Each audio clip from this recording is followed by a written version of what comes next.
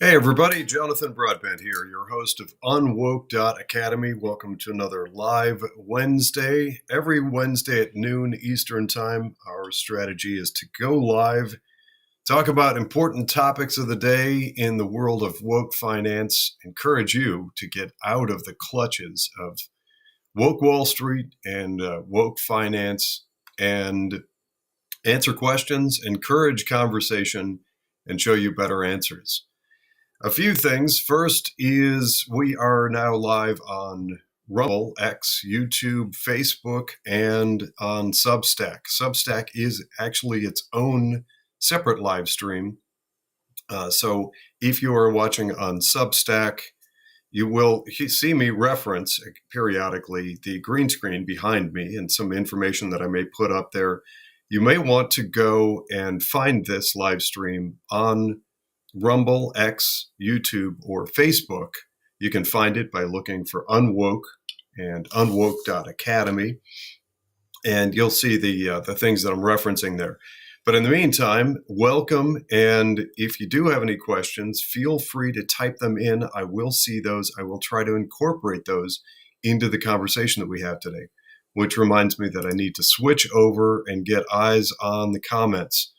In the comments section, as always, I'm going to encourage you to include any investment options that you have been exposed to. If you've got a sign-up sheet for a 401k and it's got a Fidelity or a Vanguard or T. Rowe Price or Oppenheimer or one of those, or if you'd simply like to know more about the differences between the different types of investments, that means mutual funds, exchange-traded funds, etc., I'm happy to answer those questions and, perhaps more importantly, drill down and let's expose the woke. And I want to show you step by step how I do it so that anybody in the future, when presented with that sign-up sheet, the obligatory sign up here for your 401k from your new employer, you too can do the very things that I do to take a look at how that mutual fund is actually investing your money. The importance of that can't be overstated, because what we do with our money today, how we invest and what we fund, will set the stage for what the future generation inherits. We will fund the future, in other words, that the next generation inherits. So there are a bunch, or actually not a bunch, everything that I do is all publicly facing. It's all free. I do, as a financial professional, have access to all sorts of stuff that I pay for. I don't use any of that in these podcasts. Everything that I do is things like Morningstar.com, the vast majority of which is free and open to the public, and I show you. I do some share screen, walk you through step by step, and show you and anybody interested in learning more about how your money gets deployed, how it gets invested, because that is fundamentally important. Anybody with a browser or smartphone or whatever can do the same things that I'm doing. Speaking of free stuff, this, I can't say that it was actually brought to my attention, but it was brought back to my attention. I was aware of this some years ago, and it just sort of resurfaced on my radar a week ago. I'm going to suggest something called Portfolio Visualizer. And that's another one that most of what they do, or at least a large chunk of it, is all free. It's all publicly available. You can go there now in any browser. If you type in portfoliovisualizer.com, you'll get there and you'll see that there's some add-on stuff that you can add if you like it. By the way, this has nothing to do with me. I'm not connected or affiliated. It's just a suggestion for freeware, free web-based software. The thing you can do there is start toying around with some of the research that we're doing and see what you find. You can start to sort of artificially stick your toe in the water and figure out what you like and don't like and what it does and what these things that I'm talking about at UnWoke.Academy actually mean. And my mind goes back to a former business partner of mine years ago, and for a while, pretty close friend, was a guest instructor at a local K through 12 academy. He ran a stock club, and what he did there with the students, with the children, is made up these pretend portfolios and had the kids going in, and he was teaching them how to do stock analysis. It's a great starting point. Get them while they're young, I say, and at least they get an understanding of what's happening behind the scenes. So in the future, if they are buying mutual funds or exchange traded funds or whatever, they know much better than most what's actually happening with their money. And just to pause there, what I mean by that is, and not everybody knows this, if you're investing in a mutual fund, you're effectively just simply giving the investment management decisions and the voting that goes along with that. That's an important side topic. You're giving all of that authority to somebody else. So there's a trade-off there. If that somebody else is woke and funds the things that you don't like those companies you might be inclined to boycott, you're kind of shooting yourself in the foot. And that's why I do all this stuff. That's why UnWoke.Academy exists. That's why everything that I do is all publicly available, shared information.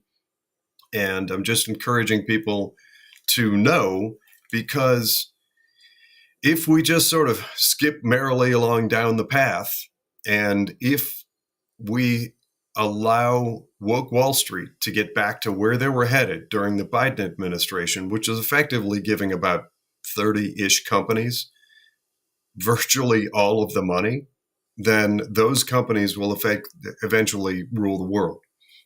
And connected to that, yes, I am aware, and I've had many people approach me online. By the way, that's your cue. If you see or find one of my social media profiles, feel free to either DM or tag me with questions like, and I want to say it was Romania. There was a woman who's one of the, I guess, one of the most prominent newscasters in, I think it's Romania. Pardon me.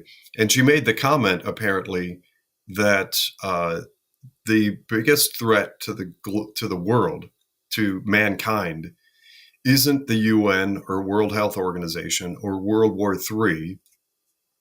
I'm paraphrasing what she said. It was forwarded to me. Her comment was the biggest threat is BlackRock. And I can't entirely disagree with that. As a side note, for anybody that doesn't know this, part of what led me on this path and got me to the point of starting UnWoke Investing, which started as a newsletter and then became UnWoke.Academy, was the niche that I work in the area of finance. I was recruited by a Wall Street firm and then effectively asked to sign off on stuff that didn't sit well with me, was not okay. I saw the artificial funneling of huge blocks of US retirement dollars into BlackRock. So in 2000, it was late 2007, 2008, I I actually wrote this big 3-page scathing letter just saying that's not right. And I don't agree with that and you shouldn't be doing it. And that got me in hot water. I had a big dust up with the kind of the who's who and some of Wall Street, and the lawyers came in and I got threatened and all that stuff. If you keep going down this path, they're going to sue me. I don't know, whatever. That was the beginning of the end of me working on Wall Street. And then not long after, I started from a distance observing and reporting on, and then fighting back against Wall Street and some of the woke stuff. Early on, I saw and got exposed to ESG and then eventually DEI. I saw that stuff in 2015 and got very involved for a short period of time, about 2 years. I know that stuff inside and out, and I know how flawed the whole stuff, the stuff really is. Speaking of which, I'm going to come back to the slide that's behind me that has everything to do with Donald Trump's America First investment policy, which released on February 21st from the White House. But I am going to pause to go, let's see, here's a good one. I'm going to share with you just one of many headlines and backdrops that I've used. By the way, there was a short that I did. It's about 15 minutes a few days ago. Go back and watch that one. This factors in very heavily. Court rules American Airlines breached fiduciary duty in ESG case. Effectively, what that means is we now have 21 different state attorneys general. We've got the Secretary of State of Indiana, part of the Texas legislature, American Airlines Pilots Union, New York City Workers Union, and a growing roster of other people who are finally crying foul about the use of this stuff. ESG doesn't belong in any talk about how people decide how to invest your money. There is a rigorous, must be thoroughly vetted, documented, clearly defined fiduciary due diligence process. I know that's a mouthful. And if you don't work in the world of finance like I do, it's like, what? What does all that mean? All it means is if you have your pool of savings, and I don't care if it's $500, $10,000, or $10 million, whatever you have and wherever it's invested, it's important to you. And if somebody is given the reins, the authorization and the power to invest your money, they have to have a clearly defined process. It can't be, oh, I feel like investing in things that make me feel cool because the company logo is awesome. They're like, what does that mean? You can't define that. It can't be, I'm going to invest everybody's money in companies that have the word sustainable somewhere on their website, because that doesn't actually mean anything. Anybody can put the word sustainable on their website. ESG and DEI work the same way. And if you think maybe I'm wrong about that, you should go back and watch the episodes where I uncover the 2-year span. Well, not quite 2 years. Over a year that I spent very publicly doing a request for information. A request for information is a formal process of asking money managers, mutual funds, and all the things like them, all those firms, tell me what your due diligence process is. And if you're using ESG, DEI, or things like it, I want you to clearly articulate for me exactly what that means. What are the social ills? Oh, that's our cue to don't forget to put your fist in the air. Social justice. You have to do that. Social justice. So if you have a money manager, some mutual fund out there that's talking and posting and creating a website that looks like social justice, we have to ask, what do you mean by that? What specifically are you seeing that's wrong or bad? And how are you going to fix it? And as you're leveraging, as you're deploying America's roughly $46 trillion in retirement savings, as you're funneling money into that social justice, how are you tracking and making sure that you're fixing it or not making it better? Or maybe you're making it worse. What is the thing that you're tracking? Is it gender inequality?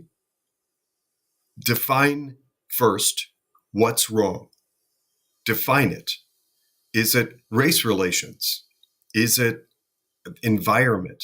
Because if you simply, you being the money manager, if those money managers simply put a veneer on there and say all over their website, posting things like social justice, yay, and don't actually do anything different, or if people like me can come along and show that they're actually doing harmful, damaging things, and all they're doing is putting a fake baloney hogwash veneer, and they're all doing the same thing and conning. It's a massive, massive con job. If I can prove that, then I can prove fiduciary breach. That's that headline behind me. Fiduciary breach. Sound familiar?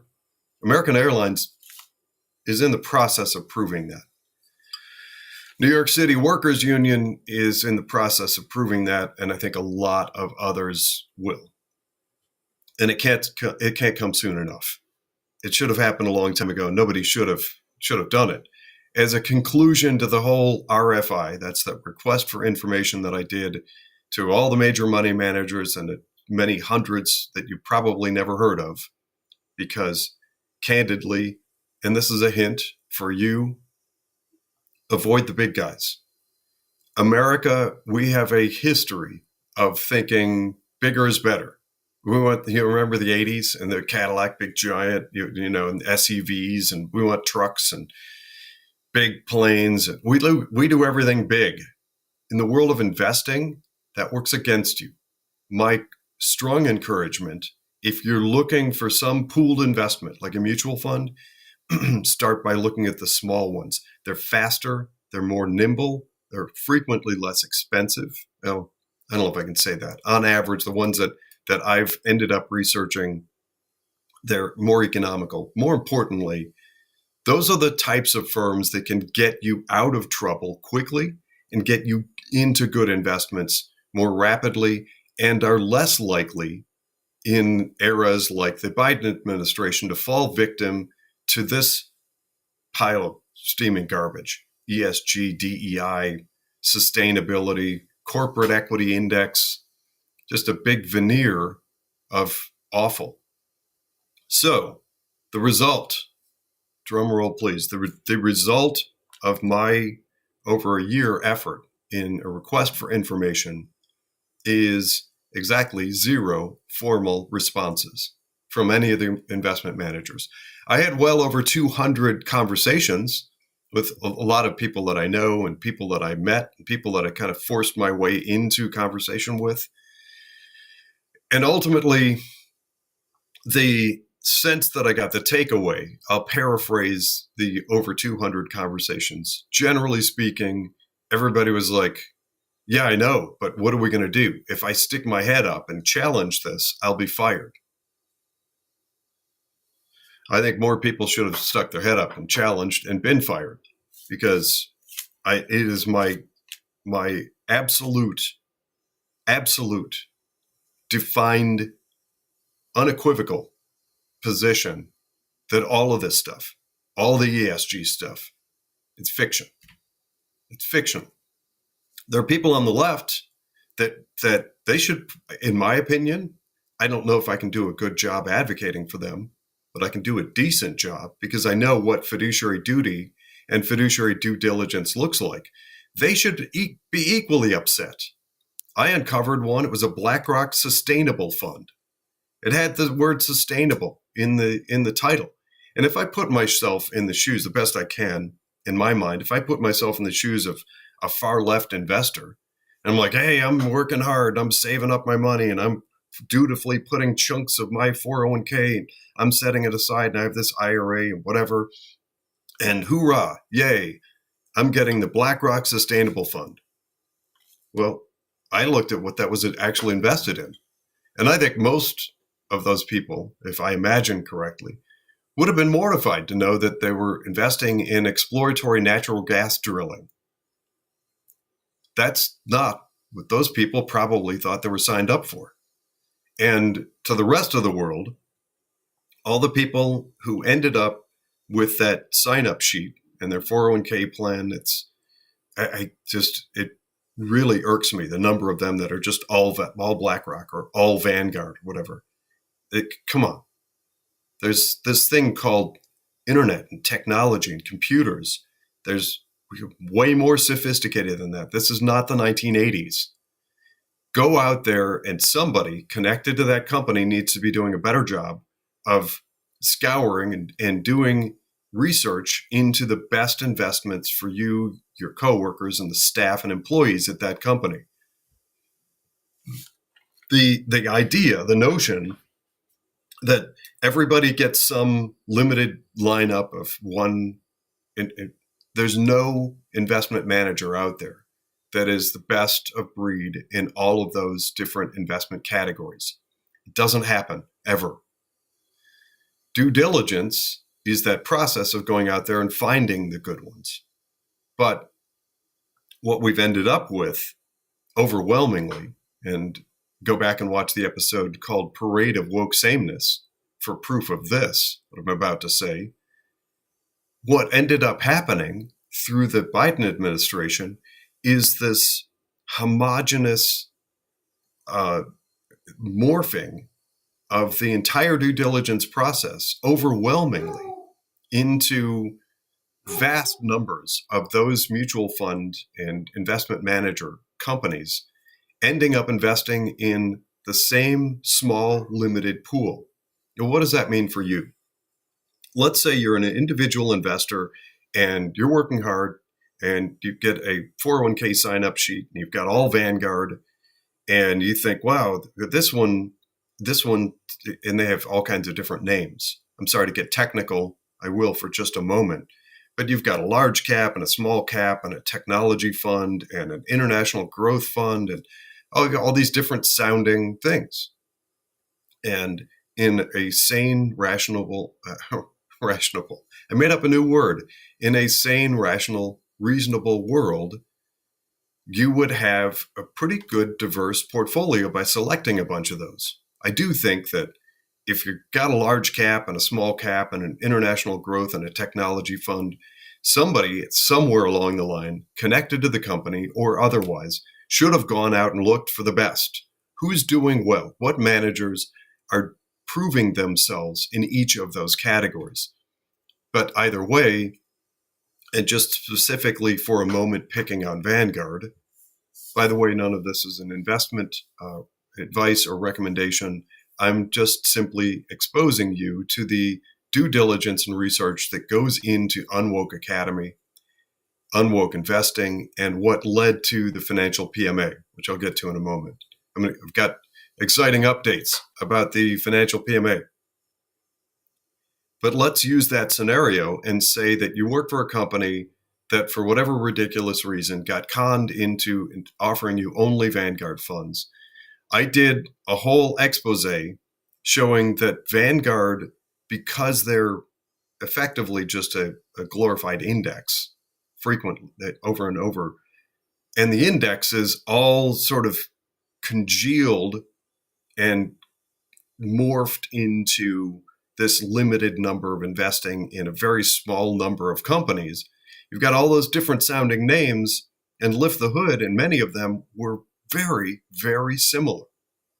So you might have the usual suspects, companies that you might want to avoid because I argue that they're preposterously overinflated in value, making a bubble. NVIDIA, Microsoft, Apple, Amazon,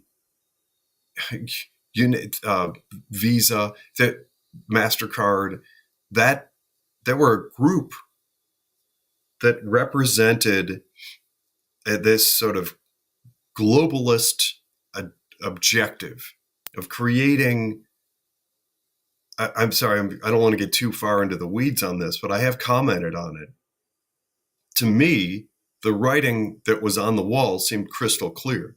The objective is to use investment capital in what used to be capital markets, which is a funding vehicle to fund business and business growth and economic development, and instead flip that and use all that money to preposterously, drastically overfund a small number of companies. And if you do it under the auspices, under the guise of all kinds of different mutual fund names, that's, I don't know a better word for it than fraud. That's fraudulent behavior, especially if you go to them and ask, okay, the reason that you've ended up investing in so few companies in all these different mutual funds that you offer is because of sustainability and ESG and DEI. So define that and explain how you're redirecting your investment efforts from business in general to this small number of companies that check those boxes. Explain to us how that's going to help. What's it going to fix? What will it solve? What will it solve for? Not virtue signaling, reality. In reality, what will it solve for? The fact that it got zero answers got me to thinking. Recently, it was actually a couple of days ago. Wait a minute, let me see if I can bring up. I don't have it. There was a post a few days ago from somebody who was talking about all the different politicians who have made the comment, they hate us. And I think when I first heard that, I was like, well, they're kind of being facetious. And there are some politicians that do seem like their entire purpose is self-serving, to fill their bank accounts, and they don't care about America. They don't care about us. They don't care about their constituents. And I think there are plenty of examples of those. But then the wheels started turning, and I started thinking, what if we actually apply that to woke Wall Street? Is it fair to say that woke Wall Street, the types of people, wait, hold on. I think I may have another great background. Let's see.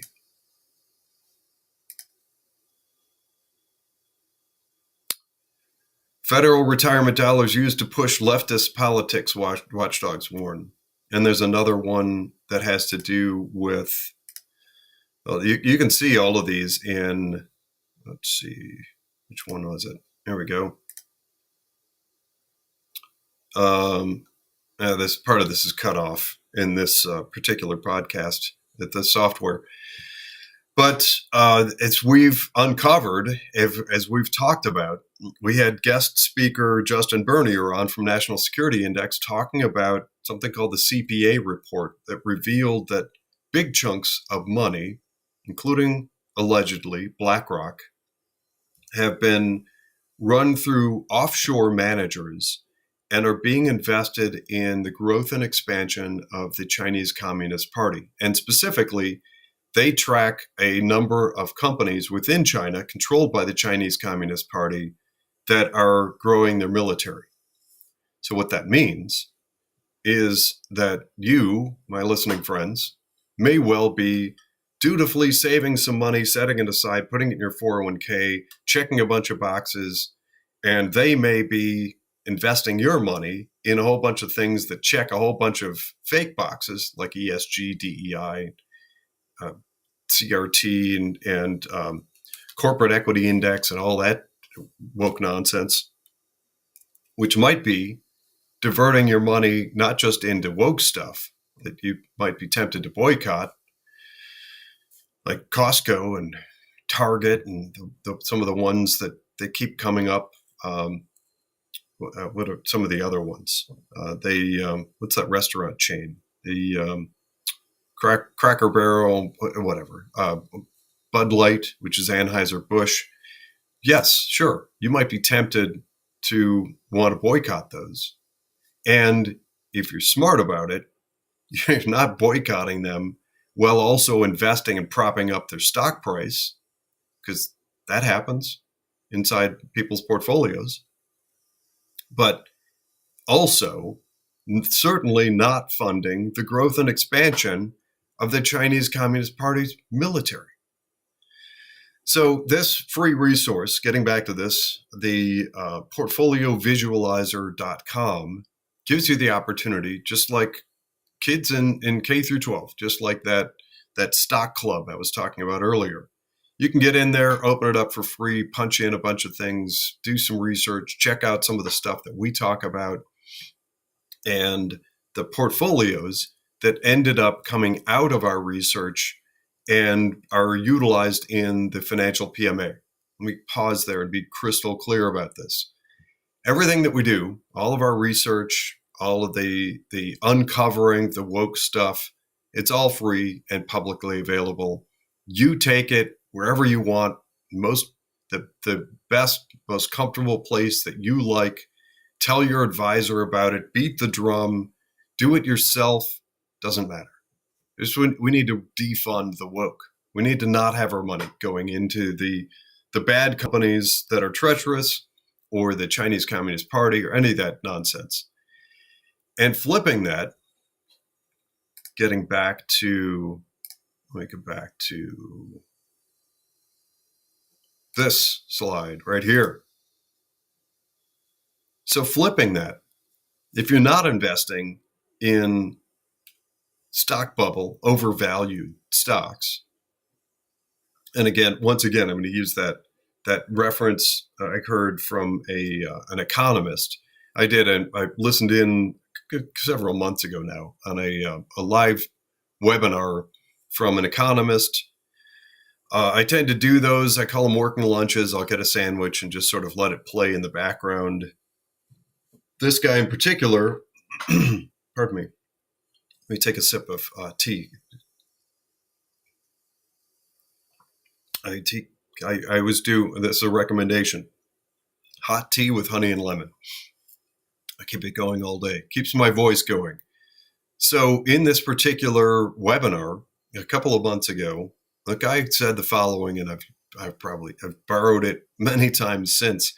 He said that if you believe in the stock price of Apple stock right now, then you believe that we will all be driving Apple vehicles, living in Apple homes, streaming Apple services, and wearing Apple devices. It's so overvalued, his opinion and position was, and presumably still is, that it's almost like we'd have to find a whole new planet of more humans to sell Apple stuff to in order to justify the stock price. So the alternative is funding America first, a freedom economy, MAGA, whatever you want to call it. And no, that doesn't just mean only American companies. There are people that want to invest internationally, and you can do that and also avoid the woke stuff. The globalist companies and the things like investing in the Chinese Communist Party, as uncovered, are easily avoidable. But they're not easily avoidable if you turn everything over to woke Wall Street. And if I'm right, and if you change and think through that lens, they hate us. They hate America. Think through that lens, and a lot of things start to make sense. how they're overcharging us, investing our money. By the way, if you watch that episode from a few days ago that uses a lot of these slides, I will hold on a second. I'll look up the title of that one. It was basically something like if you don't believe in ESG DEI, don't invest in it. Watch that one, because in it I uncover my ballpark, my estimate of the fees that come out of the $46 trillion of retirement savings. Of that, around 13 trillion is in 401k plans, or things like 401k. Some of it's government plans, some of it's public, other types of plans, 457, 403b, 1 and 7, etc. But effectively, you've got about 13 trillion in 401k plans. And I just extrapolated some numbers in ballpark that about $97.5 billion in fees comes out to pay advisors. Those are typically they're called plan advisors. That's the people that sell you that 401k plan. And then they show up a couple of times a year and maybe try and market other products and goods and services.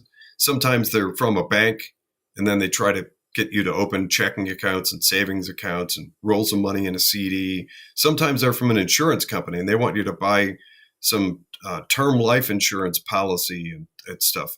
So they'll sell ancillary extra add-on products. So the $97.5 billion that I've estimated in profit that comes out, that's not the sum total. And I, in that video, encourage everybody to work aggressively toward eliminating that. Get that fee to zero. And it's actually pretty easy to do. I've been doing it and advocating and talking nationally on it since really around 2002. I started doing the work to inform employers on the companies that offer things like 401k in 2006. That was 6 years before all the fee and conflict of interest disclosure documents were all required. If you work in human resources or near legal or law firm or accounting, you know what that means. It's easily doable wherever you are.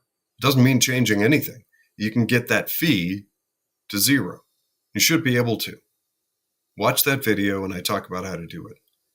If you can get that fee to zero, then at least it's a huge step in the right direction, because you're keeping more of your money. It doesn't get siphoned off to go and pay that are often people that drank the Kool-Aid. They're often people who went woke, or they turn a blind eye to all the wokeness, and they're not out there doing the right things to really push for actual fiduciary due diligence. Ultimately, I just think that we're going to have a decade or more of lawsuits. Once it really dawns on people that, and I'm sorry to use an analogy, this is going to be a tough one for a lot of people, and I think you need to hear it, because a lot of people got caught up in another type of dubious sales pitch, and that's that BLM, Black Lives Matter movement. Because let's face it, in reality, and you stop listening to the news and politicians, people just want to get along. And mostly, overwhelmingly, people don't care, and they're not loaded with racism, and they want a better world. And so BLM came along, and it's my understanding that effectively if 3 women who collected, who knows, a couple $100 million and bought mansions and stuff, and they didn't really do anything good. So that was a veneer. As far as I know, as far as I can figure out, they didn't actually help any Black lives outside of maybe those 3 women and a few other people that collected a bunch of money. I do think, actually I know, that there were a lot of people that got involved in BLM who have their heart in the right place, they care, they committed themselves, but ultimately it was just about entirely harm with little or no discernible help. In a similar way, in the same way, actually, this veneer that's been foisted upon the financial world, and Wall Street's happy to sell it. I said I've had over 200 conversations with money managers and people involved with them. They're like, well, it's easy to make a lot of money. As you just put that veneer on there. I mean, this is my words, not theirs. You just put that label, call it sustainable, and money just flows in. As people are like, yeah, all right, I want sustainable. Or ESG, like, wow, all right, I'm going to invest my money in a way that saves the environment. Except it's not. And as we're shutting down, I mean, I could dedicate a whole episode to the failures of that whole green movement. Nobody actually wanted the Green New Deal. It failed. AOC and a bunch of politicians brought it out, and everybody was like, no, we don't want that. But little did they know, you've been funding it for a decade since then. You've been funding it through your 401k, your IRA. I mean, you in general, maybe not you specifically, but look, you should know. You should know whether or not you are funding these things. And if you don't like it and you don't want to fund it, don't do it. So back to the financial PMA. Financial PMA is our website. That is for anybody who struggles with or hits a wall when you try to take all our research and the due diligence that we do, the feedback, finding the woke, uncovering and sometimes even interviewing the not woke. If you struggle and can't get it done, then consider the financial PMA. I built that, and this is a side note, to try to create maximum privacy in a world that isn't. What do I mean by that? Over the past several years, I've seen a major market shift in regulator behavior. Regulators, Wall Street, technology, fintech, which means financial technology, love data mining you. Just let me say that again. It's worse than your mobile phone. They have tremendous desire to know everything that they can about your financial life. We created the financial PMA in an effort to try and carve out some privacy. My expectation, and this is over and above and in addition to woke Wall Street, that already makes lots of money on huge unnecessary fees and layers of bloated management, etc. But they love data mining. Oh, the more data, the better. And I'm not aware of any major financial firm that is willing to push back against government regulation and try to block access to information. As far as I know, the mega Wall Street types of firms serve up your data on a silver tray. Hey, government, sure, have at it. Here you go. Here's all the financial data that you could ever want on the Smith family, John and Jane Smith. Here are their transactions. Here's what they own. Here's their trades, and all of that. And there's a specific, for any of you out there who are into cryptocurrency, there's a specific keen interest in cryptocurrency. Who owns it? Where? How often do they trade it? How much do they have? What types of currency? And you have one of those wallets. I don't really have a comment on that. If you like that and want it, you should have it. And you should have it privately. So that's one of the reasons that we formed the financial PMA. But you can do these things on your own with other advisors, as long as you find somebody that isn't woke. Go out there and search. By the way, check out Matt and Drew at Inspire Advisors. They are also not connected to me. We do have an arrangement. If you check them out and they do their thing, and they're going to give you a free impact report, if you end up liking them, some of what they earn comes back to help fund episodes like this one and our research, etc. But none of this is strings attached. You got to do this, and I don't care. I don't care where you are. I don't care what platform you use, how you're investing, what type of account you have. I simply want the vast majority of Americans to stop funding the woke. We're all over social media, real Americans. We don't want the woke stuff. We don't want it. We're working hard to kick it out of our schools, try and get rid of it off of college campuses, stop these ridiculous woke companies from instructing their employees on racism. I'm looking at you, Costco. Stop doing that stuff. Nobody actually wants it. But as I said before, if you're funding it, you're defeating your own purpose because you're all over social media and maybe you boycott that crap coffee company because they're woke. But if you're propping up their stock price, they're laughing at you all the way to the bank. They're laughing at us. And pretty soon, they have so much money that it's impossible for other coffee companies to even exist because they rule everything with their massive overfunding. One more thing on overfunding for relevance. Recently, a report came out that showed that some of the executive leadership of some of those mega globalist woke companies got an average of, I want to say it was like $16.7 million stock bonus.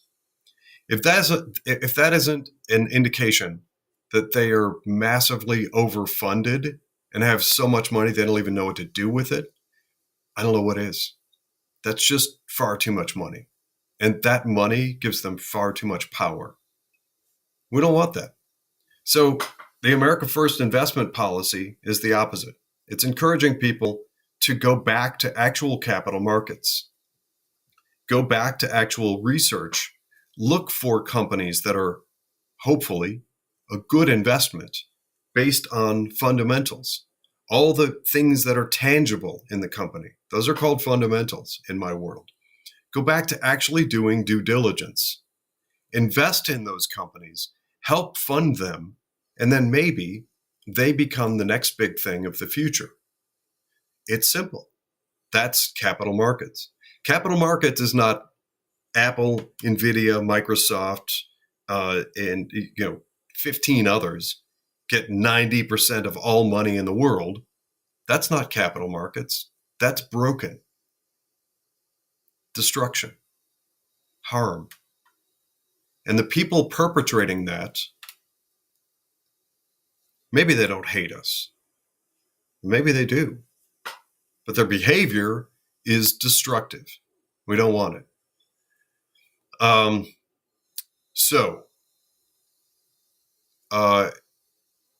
Finishing that train of thought, I had a whole bunch of people that were responding and sending me messages as I started and launched with a big expose on BlackRock. This was some years after I had done that letter while working on Wall Street, and I had the dust up admonishing the behavior of funneling money artificially into BlackRock from retirement plans. Years later, around the launch of Unwoke Investing, I did a big expose on BlackRock. Then I did Vanguard, and I did a bunch of others. And people understandably came to me and said, look, where do I go? If those are all woke and those are bad, where's the good stuff? And that led to a whole bunch of interviews. We've interviewed Matt Tuttle from Tuttle Capital. He's the guy that did Inverse Kramer and ESGX and Guns, GUNZ. He did a bunch of those. Great interviews with Matt Tuttle, Justin Bernier, and others. I think they're worthy of consideration as you build a portfolio. And we also found a big array of stocks, companies that we think merit consideration for funding. And if you build a stock portfolio, just know that you eliminate any investment management fee. You actually reclaim power of that vote that's connected to it. For more on that, go watch the episodes that I did on proxy voting and the importance of it. If you've ever wondered why a bunch of those boards at companies ended up super woke, I'm sorry to say it's because so many of us who were investors turned over and abdicated the voting rights from our shares to woke companies that voted woke, left, globalist destruction on our behalf. So, as people said, it's all well and good that you're exposing things, but where do we go that isn't woke? What's a better alternative? We created the financial PMA. That is an option for you. As I said, try the avenues that you've got. I'd love to have you, but start with what you've got and where you are. If you can't or don't want to or are interested in the financial PMA, we'd love to have you. That's a flat fee. It's ridiculously easy and simple. It eliminates the investment management fee. It works very differently. And as I said, it's designed to create some privacy for you, which is really hard to find in the world of finance.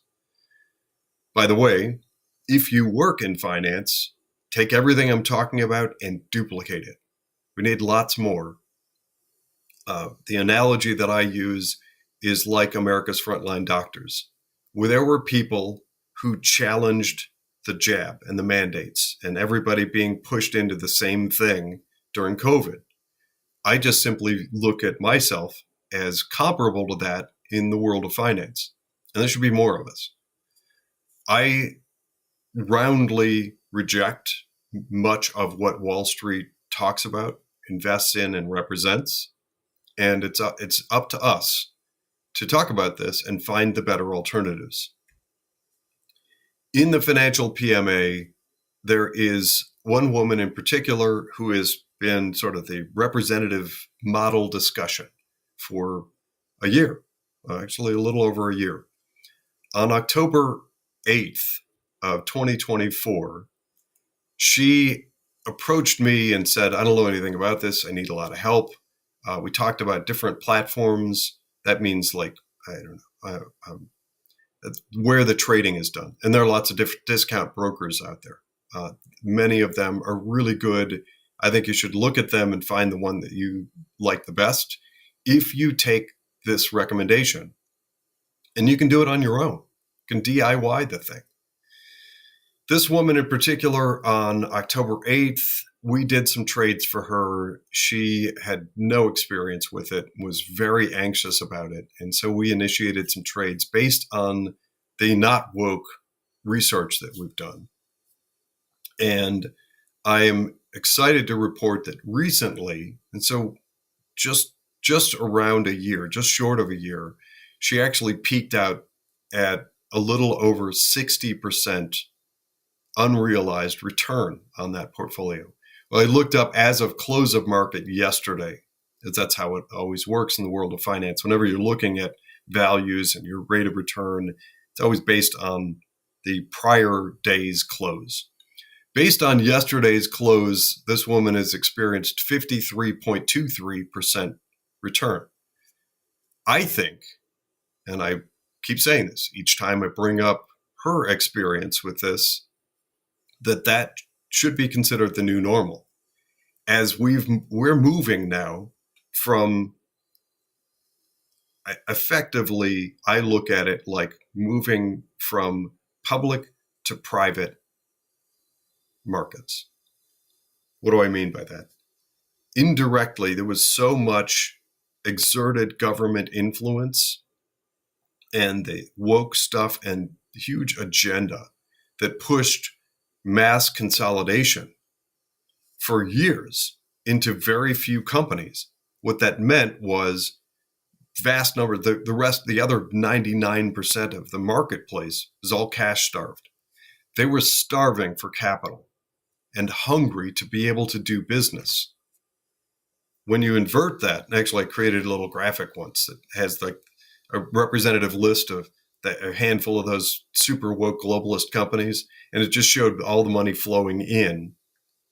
I'm not very good at memes. I'm a finance guy, but I tried.